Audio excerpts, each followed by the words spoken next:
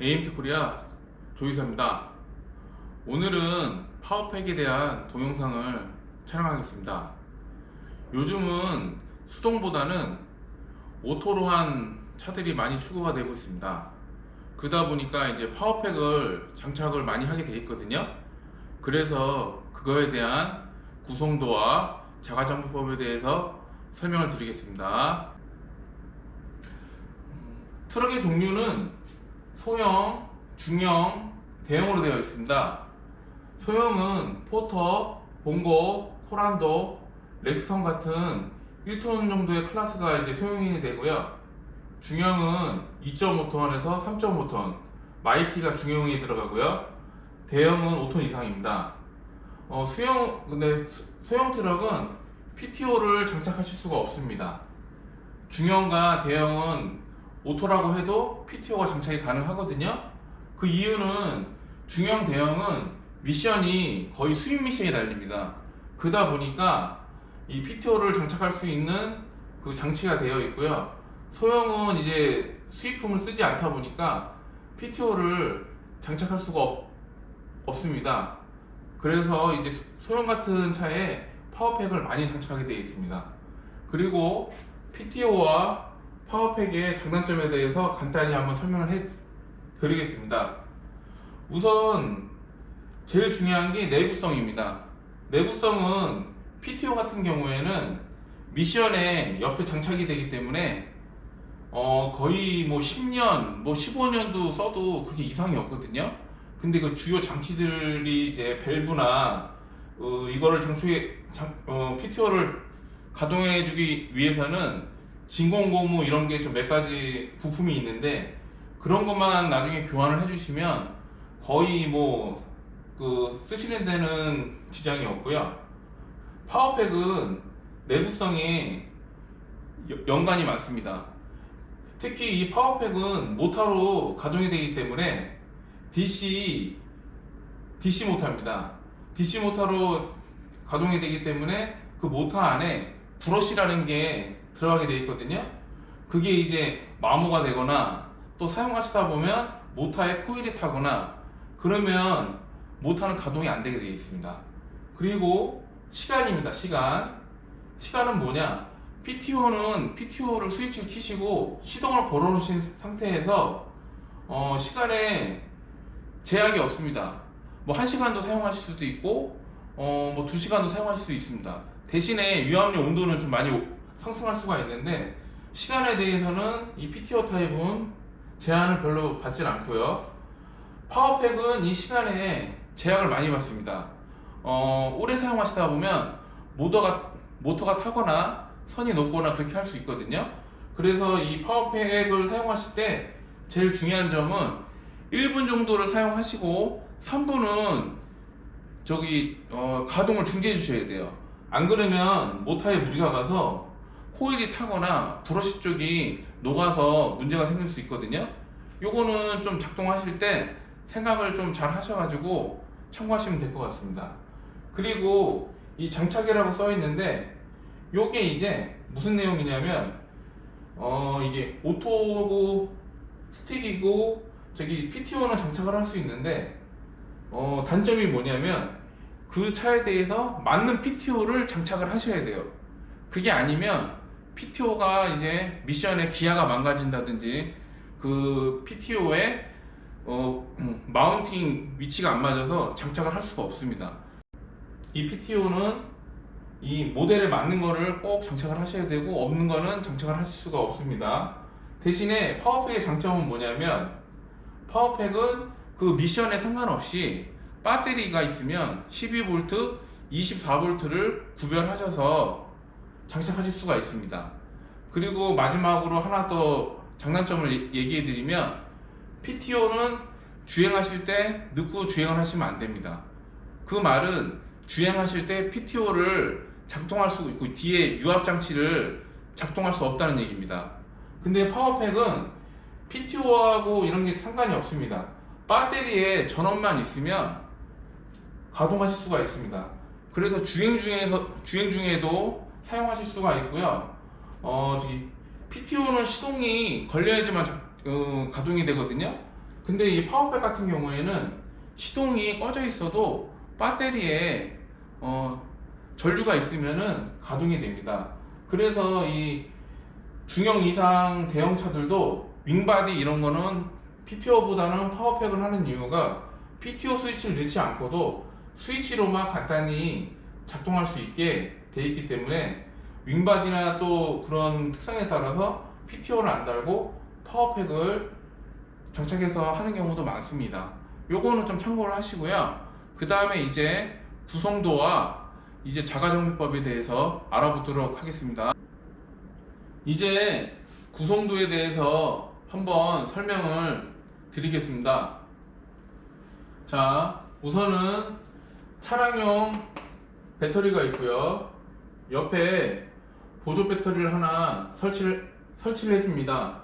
그 이유는 뭐냐면 파워팩 DC 모터가 전력 소모가 많기 때문에 하나 갖고는 용량이 부족하기 때문에 하나를 연결을 추가로 해줍니다.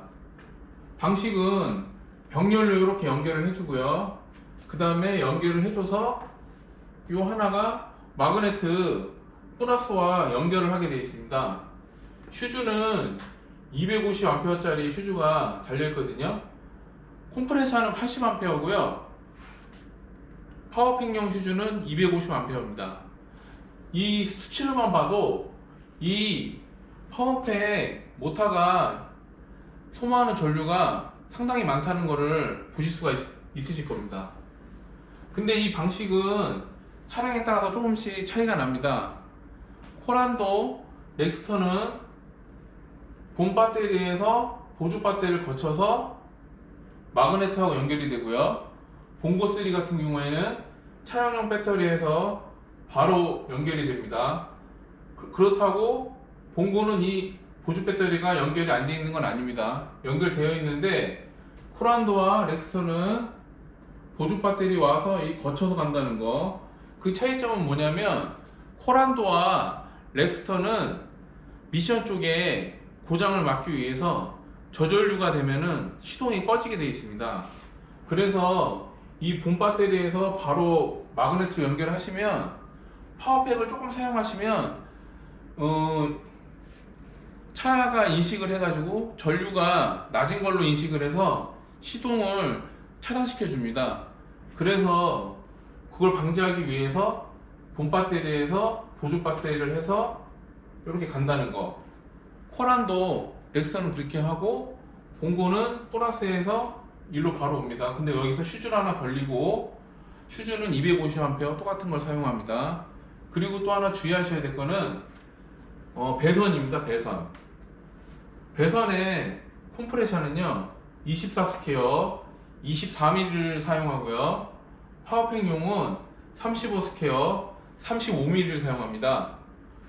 이 파워팩 DC 모터가 전류를 많이 소모하기 때문에 배선도 그만큼 굵은 거를 사용해 주셔야 되고요. 설치를 하시려면 항상 이 배선 굵기보다는 같거나 한 단계 높은 거를 사용해 드리는 걸 권장해 드립니다. 낮은 걸 쓰시면 배선이 녹아서 나중에 문제가 될 수 있습니다.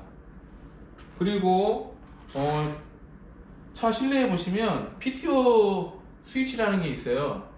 그래서 PTO 스위치를 키시게 되면 얘가 전원이 와서 스위치 그 다음에 리모컨에 수신기 모듈 쪽으로 전기를 주게 되어 있습니다.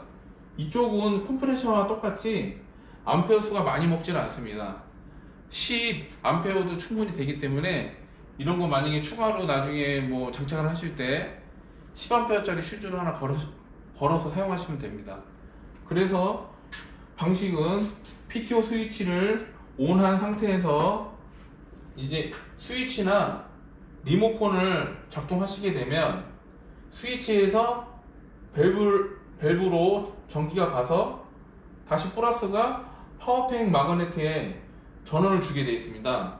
이 전원을 주게 되면 여기 있던 플러스가 이 마그네트 이쪽에 플러스 신호를 줘서 이 DC 모터에 전기를 공급을 해줘서 이 파워팩 모터가 돌아서 펌프를 구동해 주는 방식입니다. 그래서 DC 컴프레셔는 압축 공기를 만들기 때문에 이 모터가 많은 전류를 소모를 하지 않는데, 이거는 유압률을 이용해서 유압을 발생하기 때문에 이 모터 자체가 힘이 좋아야 되고 소모하는 전류가 많습니다. 그걸 좀 참고해 주시면 됩니다. 작동 방식은 상당히 비슷합니다. pom프를 동영상을 보셨으면 요것도 아마 좀 이해는 빠르실 겁니다. 그래서 DC pom프는 에어탱크에 에어를 검출을 해서 차단 스위치가 마그네틱 전원을 줘가지고 DC 모터를 돌려주는 방식이고요. 파워팩 타입은 P2 스위치를 넣으신 상태에서 스위치나 리모컨을 사용을 하시면 스위치나 리모컨 수신기 모듈에서 전기를 줘서 밸브에 유압을 작동시키게 해주고, 이 전원은 파워팩에 마그네틱 전원을 줘서 본선에 있는 플러스와 연결을 해줘서 이 DC 모터가 돌아가는 방식입니다.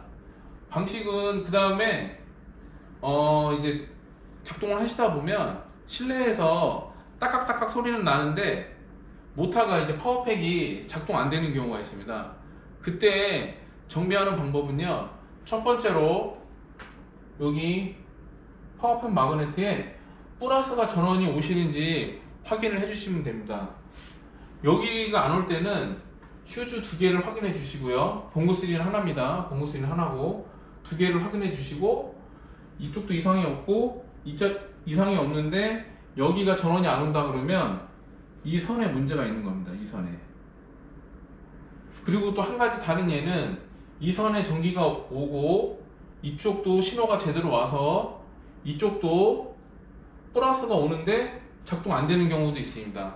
그때는 뭐냐면 이 파워팩 DC 모터는 아까도 설명해 드렸듯이 전류를 많이 소모하기 때문에 컴프레셔 모터는 접지를 하는 경우가 많은데, 이 모터는 선을 아예 설치를 해줍니다. 접지를 하시게 되면 순간적으로 전류가 약하면 이 모터에 브러쉬나 코일이 저전압 걸려서 탈 수가 있습니다. 그래서 이 마이너스도 이 파워팩 모터는 선을 연결해 주기 때문에 이 마이너스 선도 확인해 주시면 됩니다. 근데 이것도 귀찮아서 하시는 분은 배터리를 하나 빼셔가지고 배터리에다가 직접 연결하는 방법이 있습니다. 그러면 플러스는 플러스, 마이너스는 마이너스 연결해 주시면 모터가 돌면은 이 파워팩 모터는 우선 문제가 없다는 겁니다. 그러면 이제 다른 시스템을 확인해 봐야 되겠죠. 이쪽에 선이 오는지, 이쪽에서 오는지. 그리고 또 한 가지는 뭐가 있냐면, 이쪽이 전원을 줄 때 마그네트 안에 사용을 오래 하시다 보면 이 접점이 들대서 여기는 13V가 나오도 여기는 5V가 나올 수도 있습니다.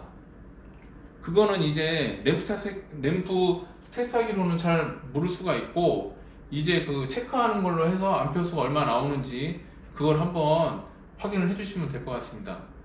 제가 전에 컴프레셔 동영상도 한번 설명을 해드렸기 때문에 요 구성도와 시스템은 이 정도면 좀 이해가 가실 거라 생각이 들고요.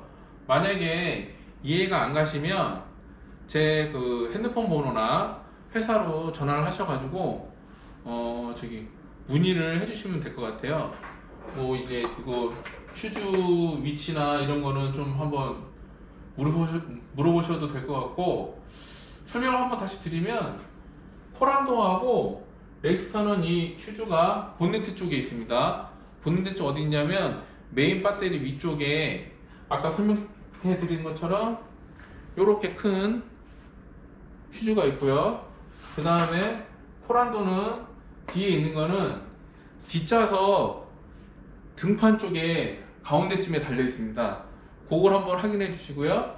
그 다음에 렉스턴 같은 경우에는 요즘 적재함 쪽 뒤쪽에 배터리 보조 배터리를 그쪽에 달려 있는데, 배터리 위에 보시면 이 휴즈가 달려 있어요. 그래서 휴즈는 그렇게 해서 한번 점검을 해주시면 될 것 같습니다. 이제 제가 제품을 보고 설명을 하겠습니다.